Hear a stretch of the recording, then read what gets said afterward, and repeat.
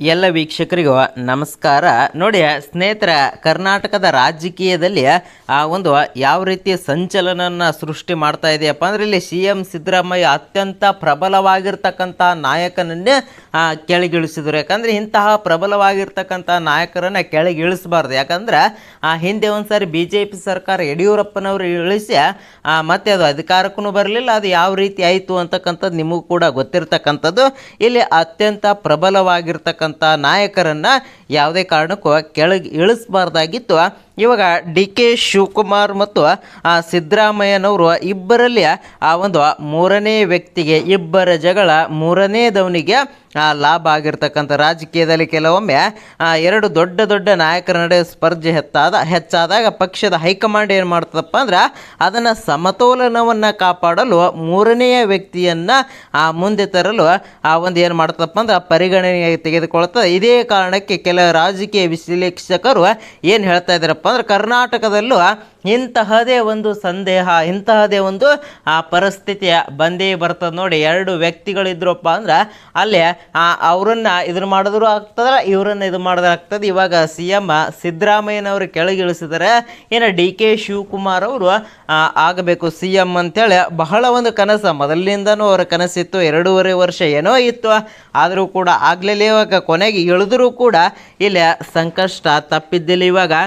High command ಏನು ವಿಚಾರ ಮಾಡ್ತಾ ಇದೆಯಪ್ಪ ಅಂದ್ರೆ, ಇಲ್ಲಿ ಮೂರನೇದವರಿಗೆ, ಬೇರೆಯವರಿಗೆ ಒಂದು CM ಸ್ಥಾನವನ್ನು ಕೊಡ್ತಕ್ಕಂಥ ಒಂದು ಚಾನ್ಸಸ್ ಇರ್ತಕ್ಕಂಥ. ಆದರೆ ಇಲ್ಲಿ ಒಂದು ವಿಷಯವನ್ನು ನಾವು ಕೂಡ ನೆನಪಿಗೆ ಮಾಡ್ಕೋಬೇಕಾಗ್ತದೆ. ಇಲ್ಲಿಯವರೆಗೆ ಪಕ್ಷದ ಅಧಿಕೃತ ಘೋಷಣೆಯಲ್ಲಿ ಯಾವುದೇ ಒಂದು ಹೊಸ ಒಂದು ಮುಖ್ಯಮಂತ್ರಿ ಆಯ್ಕೆಯ ಬಗ್ಗೆ ಮಾಹಿತಿಯನ್ನು ಬಂದಿಲ್ಲ. ಆದರೆ ಇಲ್ಲಿ ಎಲ್ಲ ಬೇರೆ ಕಡೆ ಒಂದು ರಾಜ್ಯದಲ್ಲಿ ನಾವು ನೋಡ್ತಾ ಹೋದಾಗ ಇದೇ ರೀತಿ ಆಗಿರ್ತಕ್ಕಂಥ ಒಂದು ಸಾಧ್ಯತೆ ಇರ್ತಕ್ಕಂಥದ್ದು. ಈ ಸುದ್ದಿ ಇವಾಗ ಹೈಕಮಾಂಡ್ ಕೂಡ ಇದನ್ನೇ ವಿಚಾರ ಮಾಡ್ತಾ ಇದೆ.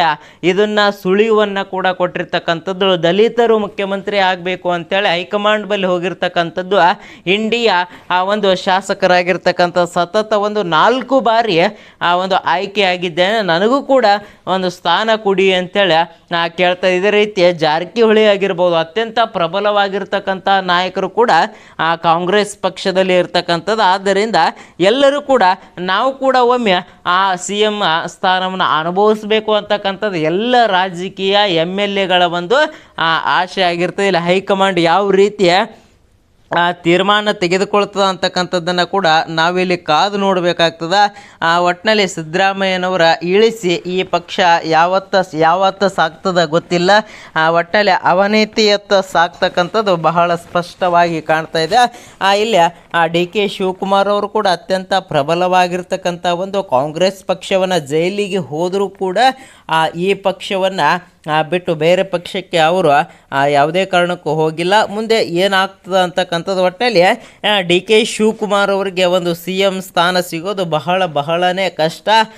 ಇಲ್ಲಿ ಅವರು ಬಹಳ ಮೊದಲಿನಿಂದಲೂ ಕೂಡ ಇದೇ ರೀತಿ ಆಗ್ತಾ ಇದೆ. ಇಬ್ಬರ ಜಗಳದಲ್ಲಿ ಮೂರನೇ ವ್ಯಕ್ತಿಗೆ ಲಾಭ ಆಗ್ತಕ್ಕಂಥ ಒಂದು ಸಾಧ್ಯತೆ ಇದೆ. ಇನ್ನು ಕೆಲವೇ ದಿನದಲ್ಲಿ ಒಂದು ಅಧಿಕೃತವಾಗಿರ್ತಕ್ಕಂಥ ಒಂದು ಕಾಂಗ್ರೆಸ್ ಹೈಕಮಾಂಡ್ ಇದನ್ನು ಘೋಷಣೆ ಮಾಡೇ ಮಾಡ್ತದೆ. ಇಲ್ಲಿ ಸಿದ್ದರಾಮಯ್ಯನವರು ಅದನ್ನೇ ಅವತ್ತು ಫ್ರೆಶ್ ಮೀಟ್ದಲ್ಲಿ ಅದನ್ನೇ ಕೂಡ ಅವರು ಹೇಳಿದರು. ಸೂಕ್ಷ್ಮವಾಗಿರ್ತಕ್ಕಂಥ ಒಂದು ವಿಷಯವನ್ನು ಅವರು ಕೂಡ ಇದನ್ನು ಮಾಡಿದ್ದಾರೆ. DK ಶಿವಕುಮಾರ್ ಅವರಿಗೆ ಯಾವುದೇ ರೀತಿಯ ಒಂದು ಸ್ಥಾನ ಸಿಗೋದಿಲ್ಲ ಅಂತಕ್ಕಂಥದ್ದು ಕೂಡ ಅವರು ಹೇಳಿದ್ದಾರೆ. ಬಹಳ ಸೂಕ್ಷ್ಮವಾಗಿ ಹೇಳಿದ್ದಾರೆ. ನಿಮಗೆ ಏನು ಅನಿಸುತ್ತೆ? ನಿಮ್ಮ ಅಭಿಪ್ರಾಯವನ್ನು ಕಮೆಂಟ್ ಮೂಲಕ ಒಂದು ಕಮೆಂಟನ್ನು ಮಾಡಿ. ಜೈ ಹಿಂದ್.